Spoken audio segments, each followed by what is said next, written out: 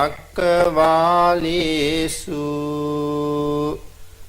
අත්‍රා ගච්ඡන්තු දේවතා සද්ධම්මං මුනි රාජස්ස සුනන්තු සග්ග මොක්ඛදං ධම්ම ශ්‍රවණ කාලෝ අයං බදන්තා ධම්ම ශ්‍රවණ කාලෝ අයං බදන්තා ධම්ම ශ්‍රවණ කාලෝ අයං බදන්තා. සද්ධර්ම ශ්‍රාවක කාරුණික ගුණගරුක බෞද්ධ පින්නතුනි, බොහෝම ශ්‍රද්ධාවෙන් යුක්තව මේ සියලු දෙනාම සැදී පැහැදී සූදානම් වෙන්නේ තථාගත ශාන්තිනායක සම්මා සම්බුදුරජාණන් වහන්සේ විසින් ලෝක සත්වයන් පිළිබඳව අප්‍රමාණ දයාවෙන් කරුණාවෙන් මෛත්‍රියෙන් යුක්තව අවබෝධ කරගෙන දේශනා කොට වදාළ පරම ගම්බීර වූ ශ්‍රී සද්ධර්ම රත්නයෙන් අබමල් රේණුවකටත් වඩා අඩු බොහෝම පුංචි කොටසක් දේශනා කරවගෙන ධර්ම ගෞරවය පෙරදරි කරගෙන දේශනාගත ධර්මයේ ශ්‍රවණය කරන්නත් එසේ ධර්ම ශ්‍රවණය කිරීමෙන් ලැබෙන අවවාද අනුශාසනා තම තමන්ගේ ජීවිතවලට එකතු කරගෙන වඩාත් නිවැරදි මෙලව ජීවිතයක් සකස් කරගන්නත් නිවැරදි වූ මෙලව ජීවිතයක් තුලින් සුගතිගාමී වූ පරලොව ආයති භවයකින් සැනසීමේ උතුම් පරමාර්ථයක් ඇතුවයි මේ සද්ධර්ම ශ්‍රවණය කරන්න සූදානම් වෙන්නේ. පින්නතුනි, අද ධර්ම දේශනාවේ මාතෘකාව හැටියට යොදාගත් ගාථා රත්නය මුලින් සිහිපත් කරන්නට යෙදුණා. ධම්මපද පාළියේ ලෝක වර්ගයට අයිති වන 13 වෙනි ගාථාව තමයි මේ ධර්ම මාතෘකාව හැටියට යොදාගත්තේ. අපේ බුදුරජාණන් වහන්සේ අලව් නුවර වැඩ වාසය කරන කාලේ අග්ගාලව කියන විහාරයේදී තමයි මේ ගාථා රත්නය දේශනා කොට වදාළේ. ප්‍රඥාව නැති ලෝවැස්සා මසස ඇතත් අන්ධයි කියන බව මේ ගාථාවෙන් මනාව තහවුරු කරලා දේශනා කළා. ඒ වගේම මරණානුස්මති භාවනාවේ ආනිසංස, ඒ භාවනාව වැඩිීමේ ප්‍රයෝජනය විශේෂයෙන් මේ ගාථාවෙන් නැවත සිහිපත් කරන කාරණාවක්. අපේ බුදුරජාණන් වහන්සේ අලව් නුවර වැඩ ඉන්න කාලේ දායක පිරිසක් බුදුරජාණන් වහන්සේට බොහෝම ශ්‍රද්ධාවෙන් ආරාධනා කළා මේ අලව් නුවර තියෙන අග්ගාලව කියන විහාරයට භාග්‍යතුන් වහන්සේ වඩින්න කියලා. ඊටාම රමණීය තැනක්. බුදුරජාණන් වහන්සේ අග්ගාලව විහාරයට වැඩියට පස්සේ එහි දායක පිරිස් ඊටාම ශ්‍රද්ධාවෙන් ප්‍රණීත වූ ආහාර පාන ආදියෙන් යුක්තව බුදුරජාණන් වහන්සේ ඇතුළු මහා සංඝයාට දම්පැන් සකස් කරලා පූජා කළා. බුදුරජාණන් වහන්සේ දානෙ වළඳලා විවේකීව දන් දුන්න දායක පිරිසට අනුශාසනාවක් කළා.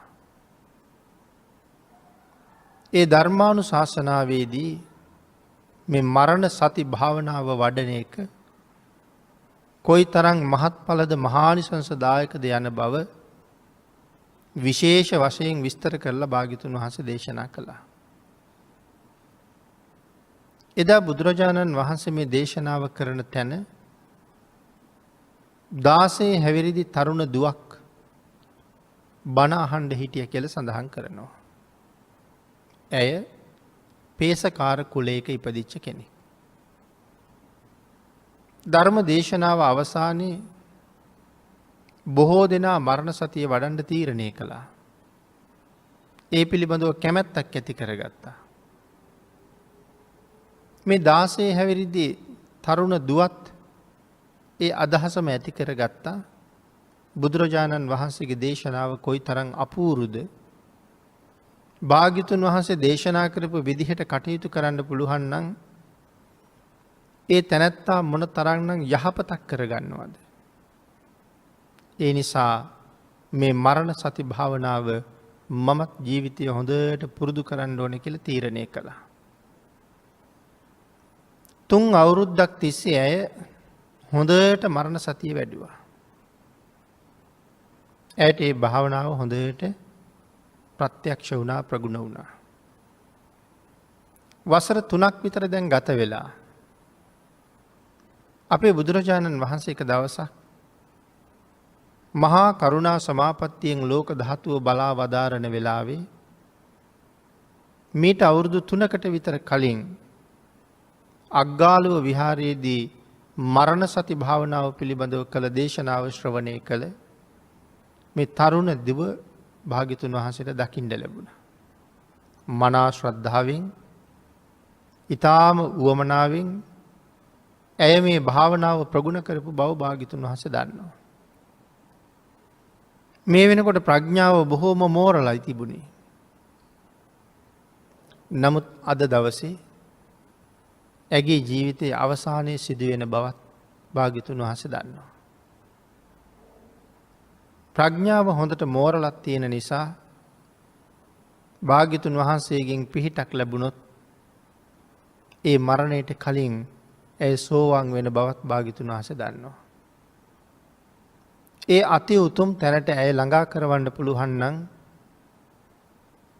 ඇය තමන්ගේ සංසාරයට බොහෝම උතුම් යහපතක් සාධාරණයක් ඉෂ්ට කරගන්නව බව බුදුරජාණන් වහන්සේ දන්න නිසා ඇයටම අනුකම්පා කරලා නැවත වතාවක් බුදුරජාණන් වහන්සේ අග්ගාලුව විහාරයට වැඩියා.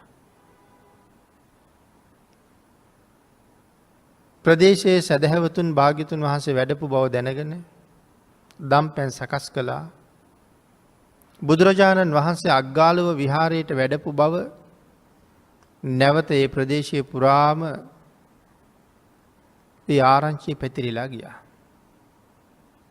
පේසකාර දුවටත් ඒ ආරංචිය ලැබුණා. ඇය එදා දවසේ කටයුතු ඉක්මනට ඉවර කරලා බණ අහන්න යන්න ඕන කියලා තීරණය කළා. එහෙම කටයුතු කරලා වැඩ නිමා කරලා බණ අහන්න යන්න සූදානම් වෙනකොට ඇගේ තාත්තා කතා කරලා කියනවා, "දුවේ මට කපු නූල් ටිකක් හදලා ගෙනත් දෙන්න" කියලා. තාත්තගේ වචනේ අහක දාන්නත් බෑ. මට බණ අහන්න යන්න තියෙනවා, අද ඒ වැඩේ කරන්න බෑ කියලා කිව්වොත් තාත්තට කේන්ති ගිහිල්ලා ඒ පිළිබඳව වචනයක් කියවුනොත් ධර්මයට නිග්‍රහ කිරීමක් වෙයි. එහෙම වුණොත් තාත්තට බොහෝම පව් පිරෙයි.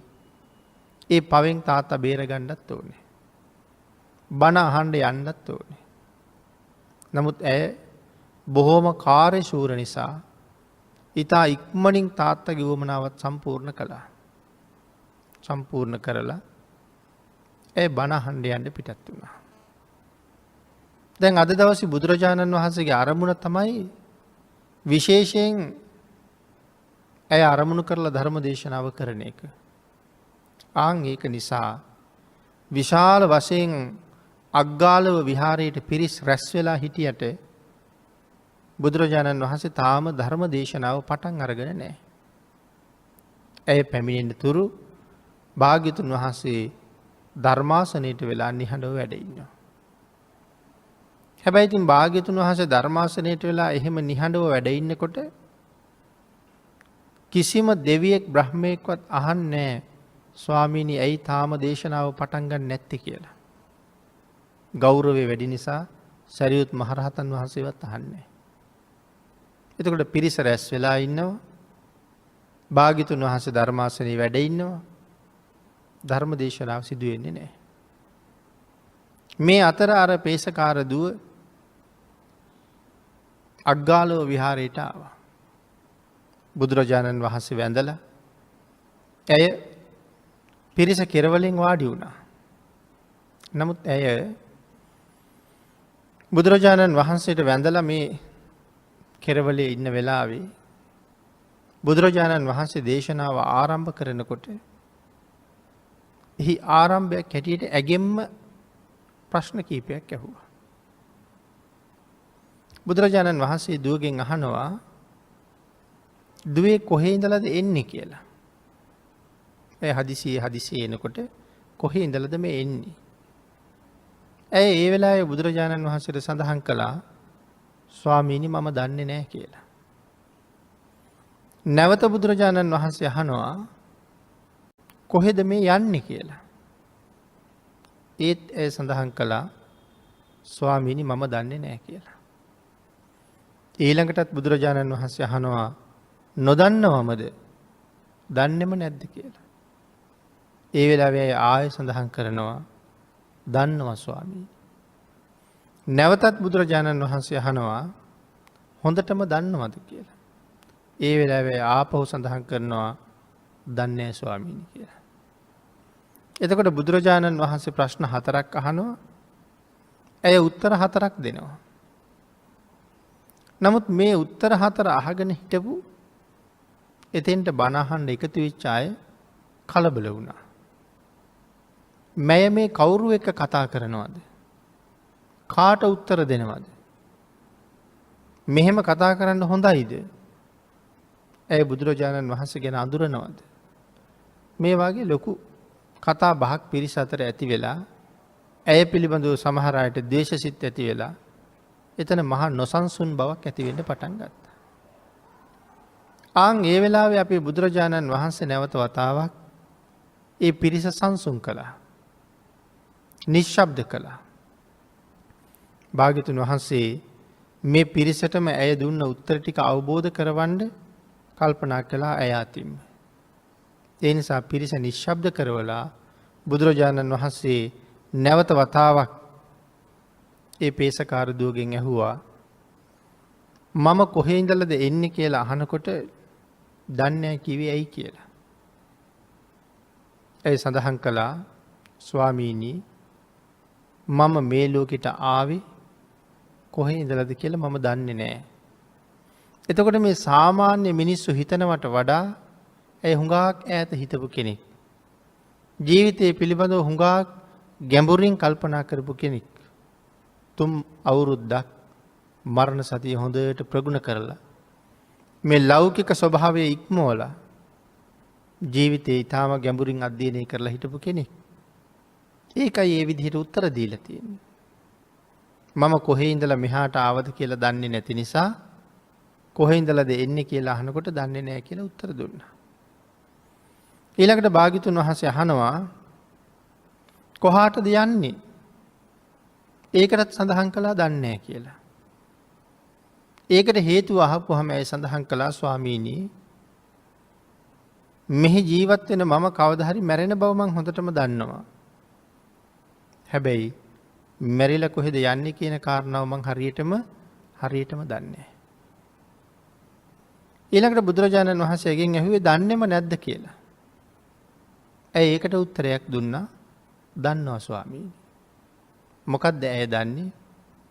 මම ආව දිහා දන්නේ නැති වුණත් යන්නේ කොහෙද කියලා නොදන්නවා වුණත් ඒකාන්තයෙන්ම මැරෙන බව හොඳටම දන්නවා.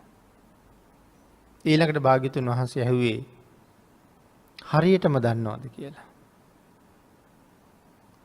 ඇය ආය සඳහන් කළා නෑ ස්වාමීනි. මැරෙන්නේ කවදද? මැරෙන්නේ කොතනද? මැරෙන්නේ කොහොමද? මොනවාගේ සිද්ධියක් බලපාලා මම මැරෙනවද කියන කාරණාව දන්නේ.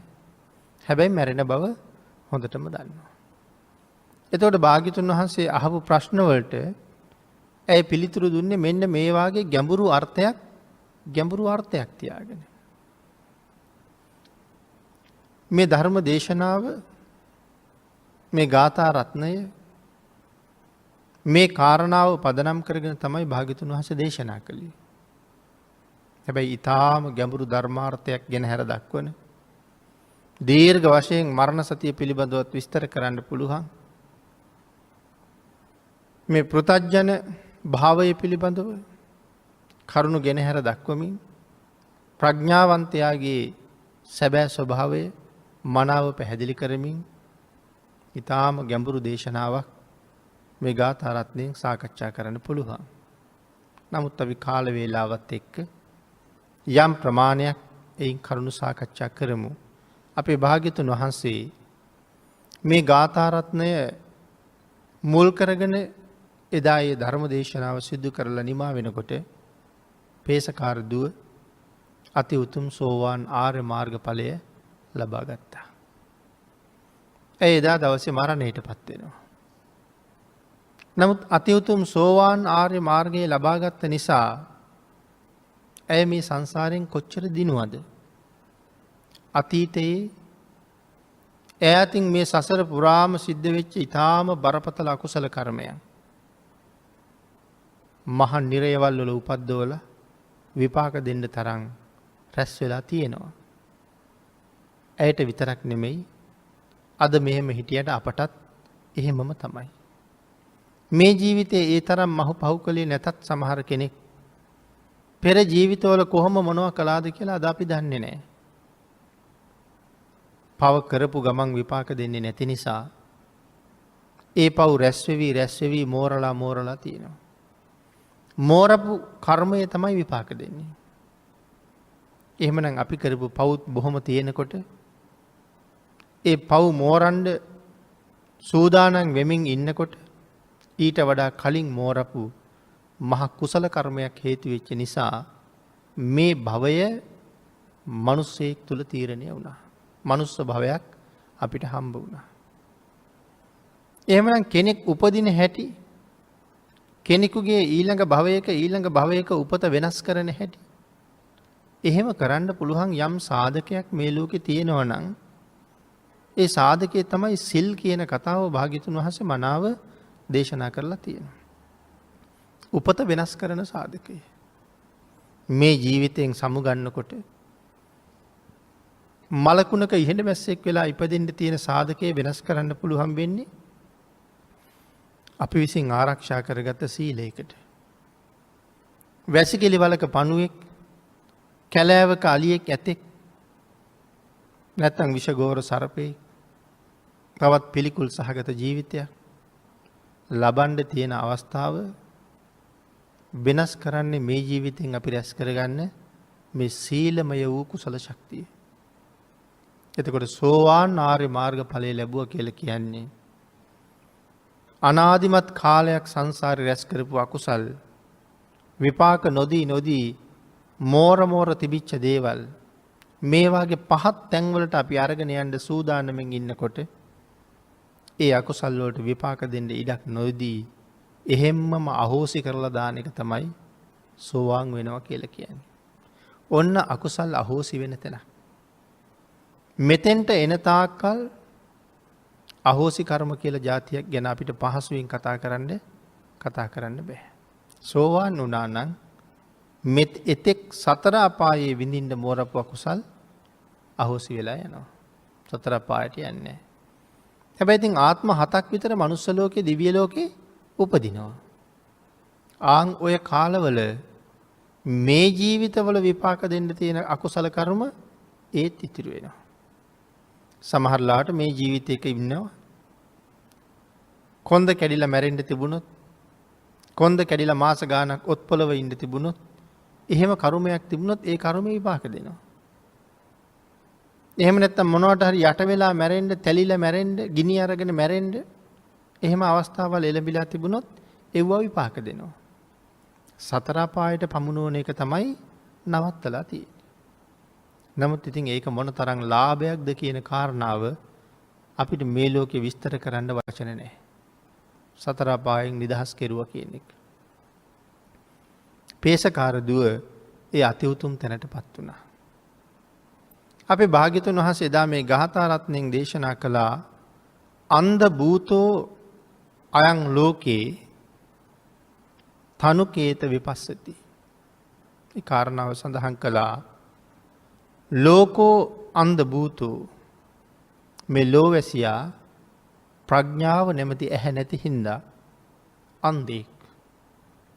ලෝකය බලන්න පුළුවන් මසස තියෙනවා. නමුත් ප්‍රඥාව කියන ඇහැ නැහැ.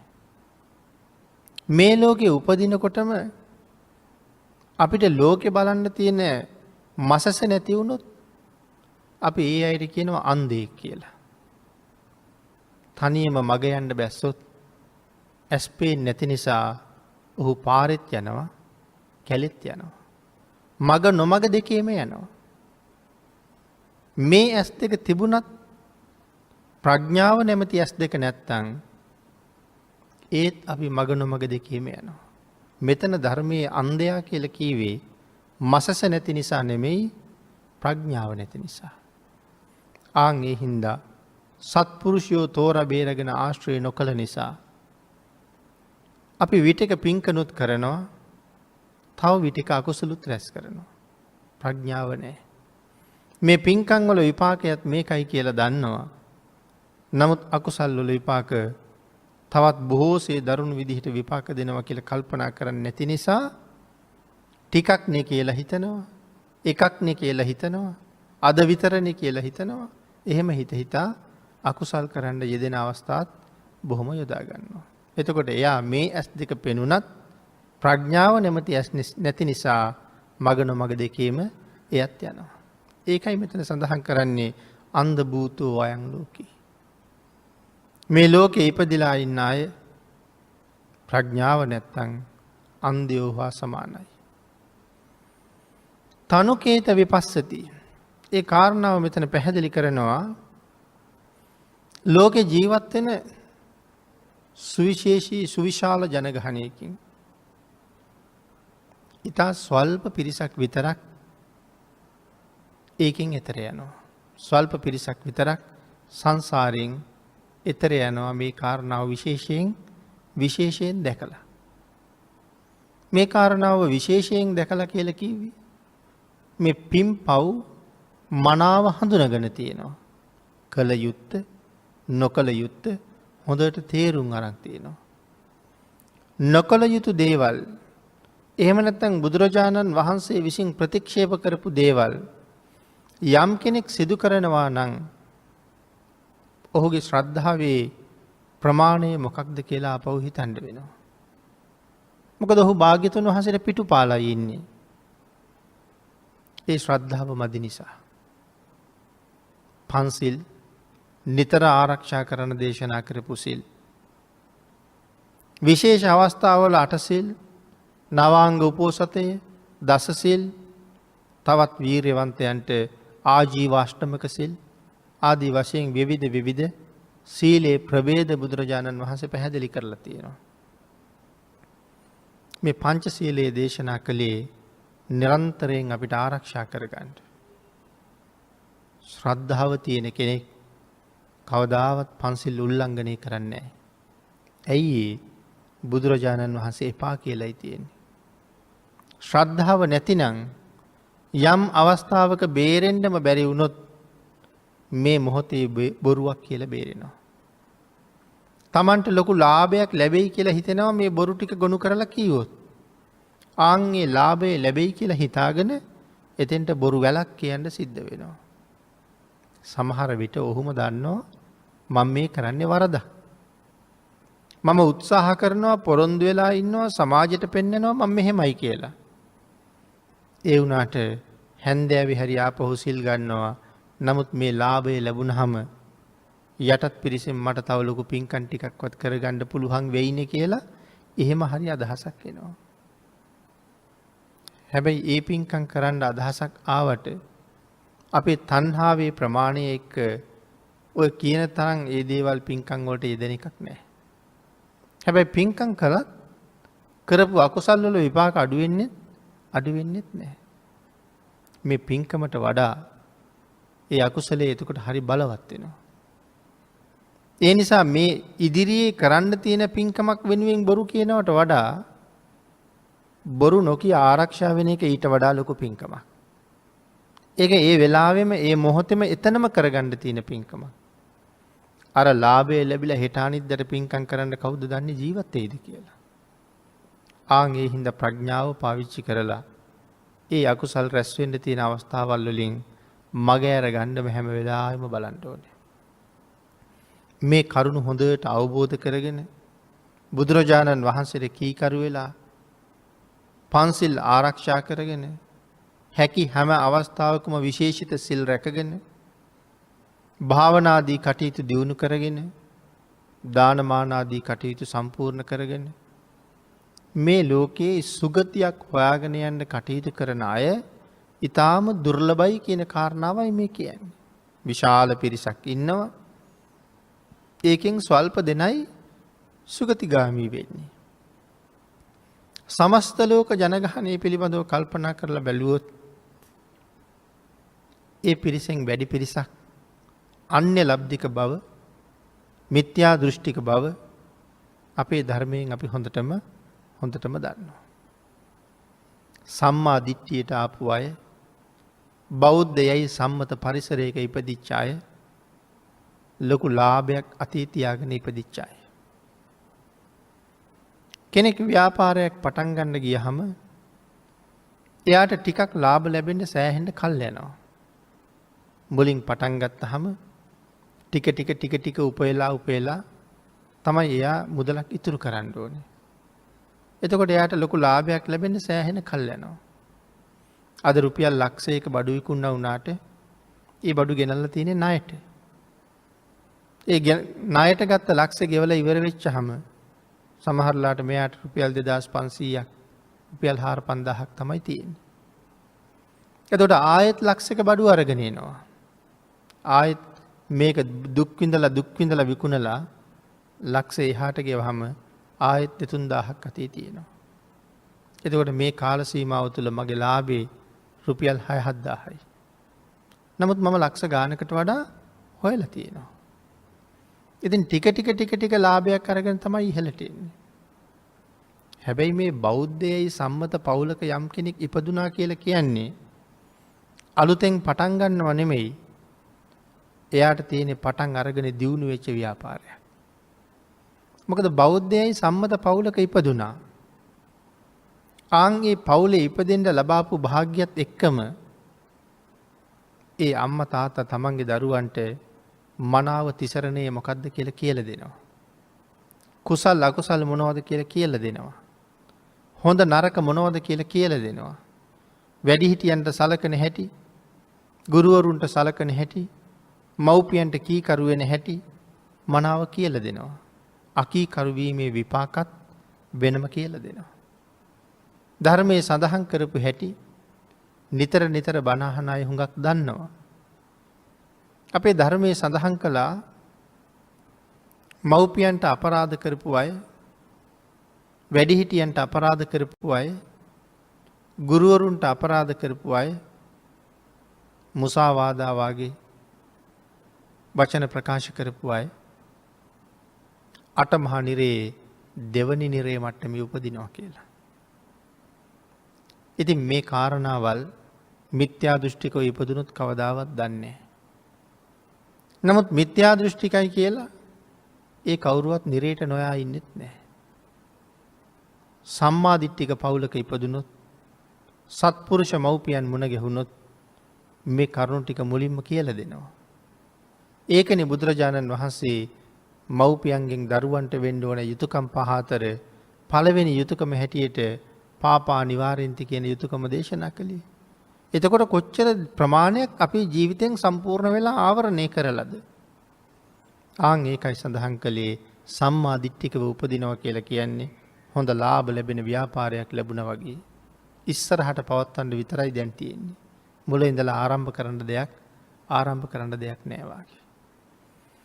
එතකොට සමස්ත විශාල ලෝක ජනගහනයකින් මේ සම්මා දිට්ඨිකයෝ ලෝකෙ කොච්චරද ඉන්නේ? නමුත් බෞද්ධයයි සම්මත පවුලක ඉපදිලත් හරියට මේ කරුණු කාරණා නොදැනගත්ත නිසා සතර අපාය පිළිගන්නේ නැතුව කර්මය කර්මඵලය පිළිගන්නේ නැතුව කටයුතු කරන අය කොච්චර ඉන්නවද? බුදුරජාණන් වහන්සේට අකීකරු වෙලා මුළු පංච සීලේම උල්ලංඝනය කරගත් අය කොච්චර ඉන්නවද?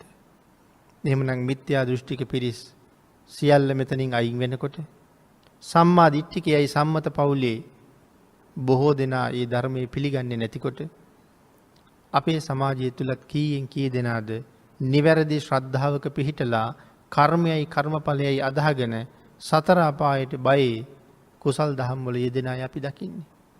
ආන් ඒකයි මෙතන සඳහන් කළේ තනුකේත විපස්සති. ඊ타ම සුළු පිරිසක් ටික දෙනෙක් වෙසසා දකින නිසා පුහුදුන් අය අතරින් ඊතා ටික දෙනයි සතර අපායෙන් ගොඩට යන්නේ. ඊළඟට සඳහන් කළා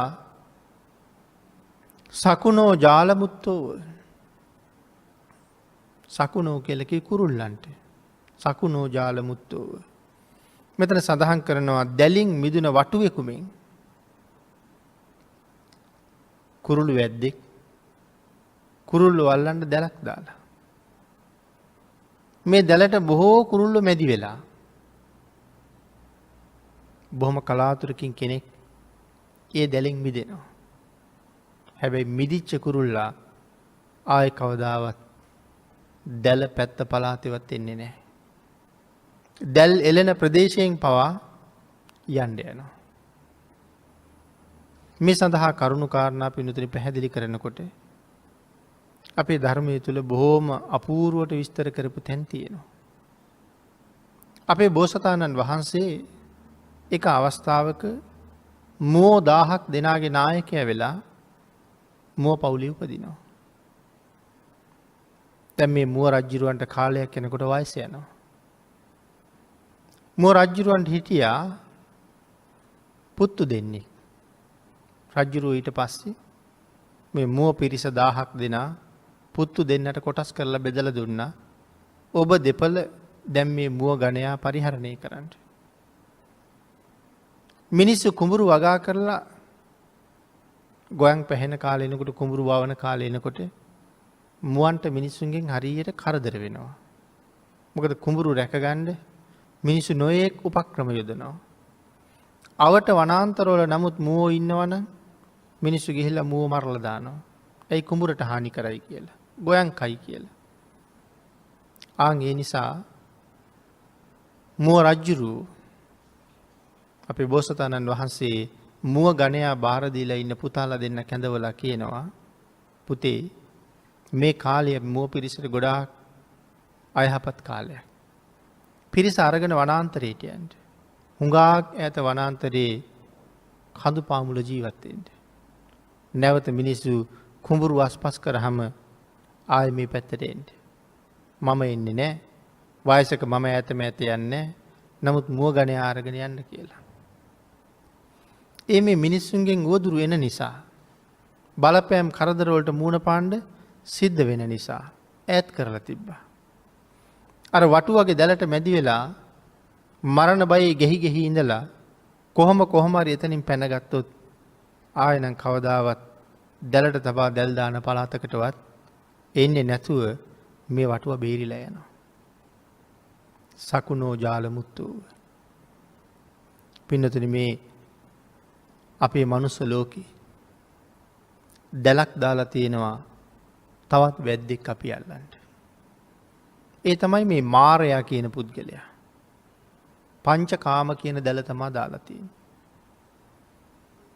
දැන් මේ කාරණාව හරියට තේරුම් ගත්තේ නැති නිසා අපි මේ දැලට කොටු වුණා විතරක් නෙමෙයි හොඳටම මේ දැලේ පැටළුණා. ඒ හින්දා ඇති වුණ දවසක් නෑ.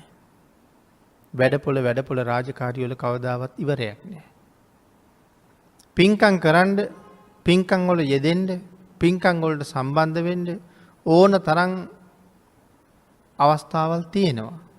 ඒ අයටත් අවශ්‍යතාවක් තියෙනවා. නමුත් කතා කරාම කියන්නේ මේ වැඩ ආසේ කොහෙද ඌට යෙදෙන්න කාලයක් කියලා. දැන් එතකොට ඒ කියන්නේ මේ පංචකාම කියන දැලේ හිර වෙලා මේකේ පැටලිලා ඉවරයක් නැහැ. තව බොහෝ දේවල් එකතු කරන්න රැස් කරන්න තමයි කල්පනාව. ඒ දේවල් එකතු කරලා රැස් කරලා කී කාලයක් ඒත් එක ජීවත් වෙන්නද කියන කාරණාව ඒ ඇයට වැටහෙන්නේ නැහැ. එහෙම එකතු කරමින් රැස් කරමින් ඉන්නකොට දන්නේම නැතුව ලෙඩ වෙනවා. දන්නේම නැතුව මරණය ලං වෙනවා. එකතු කරපුවා රැස් කරපුවා ඒ තැන්වල ලෝකයට හැමම ඉතුරු වෙනවා. කුසල් දහම් රැස් කරගත්තේ නැති හින්දා මගවිය දැන් වලින් ඊටාම දුර්වල පුද්ගලයෙක් හැටියට මට මේ ලෝකෙන් සමුගන්න සිද්ධ වෙනවා. මගවිය දැන් නැති නිසා බොහොම දුක් තමයි විඳින්න සිද්ධ වෙන්නේ. එතකොට මේ වටුවා අර දැලෙන් බේරිලා එන්නේ වගේ බුදුරජාණන් වහන්සේලා වගේ සත්පුරුෂ උත්තමයන් වහන්සේලා සසර පිළිබඳව මනාව පැහැදිලි කරලා ධර්ම දේශනා කරාම සංසාරේ බොහොම පින් කරගත්ත තුනුරුවන්ට ගරු කරන සත්පුරුෂ ශ්‍රද්ධාවන්තයෝ ආන්ගේ ධර්ම කාරණාව මත හැසිරෙනවා. ඒ ධර්ම කාරණාව මත හැසිරිච්ච අය සතර අපායට හැම වෙලාවෙම පිටුපානවා. සුගතියට මුහුණලා නිවන අරමුණු කරගෙන කටයුතු කරනවා. අර දැලින් මිදිච්ච කෙනා ආයෙ දැලට එන්නේ වගේ මේ පංචකාම ලෝකේ තියෙන භයානක බව තේරුම් ගත්ත කෙනා පංචකාමයේ ගැටෙන්න යන්නේ. නමුත් මේ ගිහි ජීවිත ගත කරන අපි මේ පංචකාමයට එක්ක ජීවත් වෙනවා. ඒක අපේ ජීවත් වීම සඳහා අපිට යමක් හොයා හම්බ කරගන්න ඕනේ. අපි භාග්‍යතුන් වහන්සේ කවදාවත් ඒ දේවල් තහනම් කරලා නැහැ කොතනවත්. ධනය හම්බ කරන හැටි බුදුරජාණන් වහන්සේ තරම් පැහැදිලි කරපු ධනය හම්බ කරන ක්‍රම, ධනය ආරක්ෂා කරගන්න ක්‍රම බුදුරජාණන් වහන්සේ තරම් දේශනා කරපු තව ශාස්ත්‍රවරයෙක් මේ ලෝකේ නැහැ. රැස් කරන ධනය ඉතුරු කරගෙන ධනවත් වෙමින් බොහෝ පින්කම් කරගනිමින් සසරට කුසල් එකතු කරගන්න හැටි අපිට දේශනා කරපු මෙවන් ආර්ථික විශේෂඥයෙක් මේ ලෝකේ තව නැහැ. භාග්‍යතුන් වහන්සේ ඒ කරුණ එකක්වත් තහනම් කරලා නැහැ. නමුත් මනාව කරුණු දැක්වුවා මේ කාරණාවල් මනාව තේරුම් අරගෙන අපි කොයි විදිහට කටයුතු කළ යුතුද? මනාව පන්සිල් ආරක්ෂා කරගෙන සීලයෙන් පෝෂණය වෙන්න ගිහි අයට නිත්‍ය සීලයක් භාග්‍යතුන් වහන්සේ දේශනා කළා. මේ සීමාවෙන් පිටපයින් දෙපා. මොන වැඩේ කළත්, මොන රස්සාව කළත්, මොන ව්‍යාපාර කළත් මේ සීමාව ඉක්මවන්න එපා. ඒ සීමාව ඉක්මවන්නේ නැතුව වෙහෙසෙන ඕනෑම පුද්ගලයෙක් ඊටාම වේගෙන් ධනවත් වෙන්න පටන් ගන්නවා කියන එක බුදුරජාණන් වහන්සේගේ අනුශාසනාව. හැකි හැම වෙලාවකම පොය දවසක වගේ අටසිල් වලින් නවාංග උපෝසතයෙන් දසසිල් වලින් පෝෂණය වෙන්න බුදුරජාණන් වහන්සේ අපිට කරුණු දැක්වුවේ තවත් විශේෂ සීලයක් ආරක්ෂා කරගන්න ඕන නිසා. දිගින් දිගටම ජීවිතවලට උවදුරු එනවා නම්, කරදර එනවා නම්, පන්සිල් ඉක්මවා ගියපු විශේෂ සීලයක පිහිටන්න පුළුවන් නම් ඒක තවත් ලොකු ආරක්ෂාවක් කියන කාරණාව බොහෝ ධර්ම කරුණු වලින් විස්තර කරලා තියෙනවා. භාග්‍යතුන් වහන්සේගේ ඥාතීන් ශාක්‍ය වංශිකයෝ. ඒ අයට ඒක අවස්ථාවක මිදෙන්න බැරි මහ කරදරයක් ලැබෙනවා. විදුටුබ රජුරෝ විසින් සමූල ඝාතනය කරනවා. දැන් මේ කාරණාව එක දවසින් දෙකෙන් සම්පූර්ණ වෙන එකක් නෙමෙයි. විදුටුබ රජුරෝ එක දවසක් යුද්ධයට එනකොට බුදුරජාණන් වහන්සේ මගදී මුණ ගැහෙනවා. බුදුරජාණන් වහන්සේගෙන් කරුණු දැනගෙන විදුටුබ රජුරෝ ආපහු යනවා. ආයෙ ගිහිල්ලා රජුරෝ හෙට එනව නෙමෙයිනි. ආයෙ ගිහිල්ලා රජුරෝ සෑහෙන කාලෙකින් තමයි එන්නේ. ඒ එනකොටත් බුදුරජාණන් වහන්සේ මුණ ගැහෙනවා. එදත් රජුරෝ ආපහු යනවා. ආයෙත් ගිහිල්ලා රජුරෝ සෑහෙන කාලෙකින් තමයි ආයෙ යුද්ධෙට එන්නේ. මුලින්ම මෙතෙන්ට යන්න පටන් ගන්න නැත්නම් ශාක්‍යයන් ඝාතනය කරනවා කියලා තීරණය කරලා පළවෙනි ගමන වැළකුණ දවසේ ඉඳලා තමන්ගේ අභිමතාර්ථය සම්පූර්ණ කරගන්න කාලය වෙනකොට වසර ගණනක් මේ අතරතුර ගෙවෙනවා. නමුත් ශාක්‍යයන්ගේ මහා කරුමෙකුත් සංසාරේ තියෙනවා. අපේ බුදුරජාණන් වහන්සේ ආන්ගේ නිසා ශාක්‍යයන්ට විශේෂයෙන් පන්සිල් ඉක්මෝලා අටසිල් මත ජීවිතය පෝෂණය කරගන්න අවවාද කරලා තිබුණා. ඒක තවත් විශේෂ හින්දා. එනම් විශේෂ කරදර ජීවිතවලට එළබෙනකොට ඒව නවත්තන්න බැරි නම් අපිට තියෙන ආපහු සැරයක් සිල්වත් වෙන එක. එදාට මරුණත් කමක් නෑ. දුගතියක යන්නේ සුගතියක උපදින නිසා. ආන් ඒ නිසා මනාව මේ ලෝකයේ තතු තේරුම් අරගත්ත පුජ්‍යලයා සතර අපාය දන්නවා. සතර අපායට යන්නේ කොහොමද කියලා දන්නවා. ඒ වෙනුවෙන් කරන්නේ මොනවද කියලා දන්නවා. මොනව කරන අය සතර අපායට යනවද කියලා දන්නවා. ආන් එතකොට ඒකෙන් බේරෙනවා. අපේ බුදුරජාණන් වහන්සේ අපෙන් බලාපොරොත්තු වෙච්ච කාරණා අතර මේ වියත්තා කියන කාරණාව හරි වටිනවා. මොකද්ද මේ වියත්තා කියලා කියන්නේ? නොයෙක් කරුණු කාරණා බොහෝ පැතිවලින් විස්තර කරන්න පුළුවන් මේ වචනේ. නිවනට යන මඟ හැම දෙනා ළඟම ප්‍රචලිත වෙන්න ඕනේ. මනාව ඒ පිළිබඳව කරුණු දැනගන්න ඕනේ. යම් කෙනෙකුගෙන් ඇහුවොත් දොස්තර මහත්තයෙක් වෙන්නේ කොහොමද කියලා. දොස්තර මහත්තයෙක් වෙලා නැති කෙනෙකුට කියන්න පුළුවන් මෙන්න මේ විදිහට කටයුතු කරලා මේ විභාග ටික පාස් කරගත්තාම දොස්තර කෙනෙක් වෙන්න පුළුවන්. මේ විදිහට විභාග ටික පාස් කරගත්තාම ඉංජිනේරු මහත්තයෙක් වෙන්න පුළුවන්. දැන් එතකොට මේ ඉංජිනේරුවරයෙක් වෙන හැටිවත් දොස්තර කෙනෙක් වෙන හැටිවත් මේ විස්තර කරන්නේ දොස්තර කෙනෙකුත් නෙමේ ඉංජිනේරුවරයෙකුත් නෙමේ. තමුන් දොස්තර නූනත් තමන් ඉංජිනේරුවෙක් නූනත් ඒ තැනට යන හැටි හොඳට දන්නවා. ඒ කියන්නේ ඒ ක්‍රමය ලෝකෙ හොඳට ප්‍රචලිතයි. රියදුරෙක් වෙච්චි නැති කෙනෙකුට වුණත් නීත්‍යානුකූලව රියදුරෙක් වෙන්නේ මෙහෙමයි කියන කාරණාව කියන්න පුළුවන්. නමුත් එයා රියදුරෙක් නෙමෙයි. ඒ වුණාට නිවනට යන්නේ මෙන්න මෙහෙමයි කියලා හරියට කෙනෙක් දන්නවනම් ආන් ඒක හරි වටිනවා.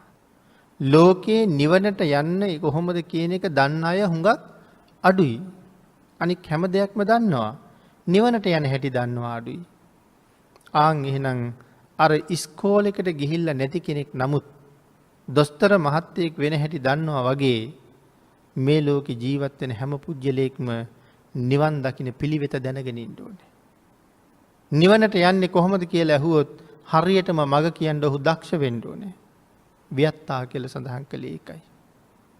එහෙමනම් පින්නතුනි මනුස්ස ලෝකේ ජීවත් වෙනකොට අපි මේ පංචකාමයෙන් අන්ධ වෙලා ජීවත් වෙන අපි කොහොමද පංචකාමයෙන් මිදිලා සතර අපායෙන් මිදිලා සුගතියට යන්න කටයුතු කරගන්නේ කියන කාරණාව අපි හැමෝම දැනගන්න ඕනේ කියන කාරණාවයි මේ සඳහන් කරන්නේ. එහෙමනම් ටික දෙනෙක් තමයි ලෝකයේ විශේෂයෙන් දකින්නේ. ආන්ගේ ටික දෙනා අතරට එකතු වෙන්න අපිටත් පුළුවන් නම් ඒක බොහොම වටිනවා. අපොස්සග්ගාය ගච්ඡති. ටික දෙනෙක් සුගතියට යති. පස්කම් ගුණ නැමැති දැලට වැසුණු සතුන් අතුරෙන් ටික දෙනෙක් සැපයට යති. පංචකාමයේ නැමැති දැලයට කොටු වෙච්ච පුජ්‍යලයා එහෙම නැත්නම් වටු වැද්දාගේ දැලට අහු වුණ හැම පුජ්‍යලයකටම දුකසේ මරණයට යන්න සිද්ධ වෙනවා. නමුත් දැලෙන් ගැලවිච්ච අය තව চিරාත් කාලයක් සතුටින් ඉන්නවා. පංචකාමයේ කියන මේ දැලට කොටු වෙච්ච අය කවදා හරි දවසක මරණයට යනකොට ඒ අයට හුඟක් දුකසේම මරු වැළඳ ගන්න සිද්ධ වෙනවා. මොකද මේ ලෝකේ කරගත යුතු කාරණාවල් අපි අතින් අත්‍යවශ්‍ය දේවල් කෙරිලා නැහැ. මුලින් කිව්වා වගේ මගවිය දැන් හරියට සම්පූර්ණ කරලා නැහැ. නමුත් ඒක හරියටම දැනගත්ත පුජ්‍යලයා මේ ජීවිතයට බොහෝ දේ හරි හම්බ කරනවා වගේ Tamanට තනියම යන්න තියෙන ඊළඟ මගට අවශ්‍ය දේවලුත් හරි හම්බ කරගන්නවා. මරණාසන්න වෙලා එක්තැන් වෙලා රෝගාබාධයන්ට ගොදුරු වෙලා ඉන්න අවස්ථාවේ මෙහෙන් කොයි මොහොත පිටත් වෙන්න වුණත් ණය නැතුව ගෙනියන්න මුදලක් අතේ තියෙන බව හොඳටම දන්නවා. ආන් ඒ අය සතුටින්ම මෙලවින් පිටත් වෙනවා. එහෙමනම් ගාථා රත්නය සාකච්ඡා කරන්න අපිට තියෙන කාල වේලාව අවසන් වෙලා තියෙන නිසා අපි ධර්ම දේශනාව මෙතනින් නිමා කරමු. මරණ සති භාවනාව වඩාපු තරුණ දුවකට අනුකම්පා කරලා අපේ බුදුරජාණන් වහන්සේ දේශනා කරපු ගාථා රත්නයක් මේ ධර්ම දේශනාව අවසානයේ ඒ 16 හැවිරිදි දියත් දුවනියත් ධර්ම ශ්‍රවණය කරපු තව බොහෝ දිනක් ධර්මාවබෝධය කළා මගඵල ලැබුවා. එහෙනම් මේ කරුණ අපි කෙටියෙන් සාකච්ඡා කළා. අපිත් ඒ කරුණ ගැන හිතලා අපිත් ඒ කරුණ ජීවිතයට එකතු කරගෙන පුළුවන් නම් අපේ ජීවිතවලින් සතර අපායෙම මිදෙනවා කියන අරමුණ ඇති කරගෙනම අපි කටයුතු කරමු. එහෙම කටයුතු කරන කෙනෙකුට මේ ජීවිතෙන්ම හරියටම මේ ආර්ය මාර්ගඵලයක් ලබන්න බැරි වුණත් මනාව ධර්මානුකූලව ගත කරන ජීවිත නිසා සුගතිගාමී වෙලා සතර අපායට සදහටම පිටුපාණ්ඩ අවස්ථා 4ක් උදා කරගන්න පුළුවන් බව බුදුරජාණන් වහන්සේ හොඳටම පැහැදිලි කරලා තියෙනවා. එයින් ප්‍රයෝජන අරගෙන භයානක සංසාර දුගතියෙන් අත මිදෙන්න අපි සියලු දෙනාටම ශක්තිය ධෛර්යය භාග්‍ය වාසනාව උදා වේවා කියලා ප්‍රාර්ථනා කරනවා.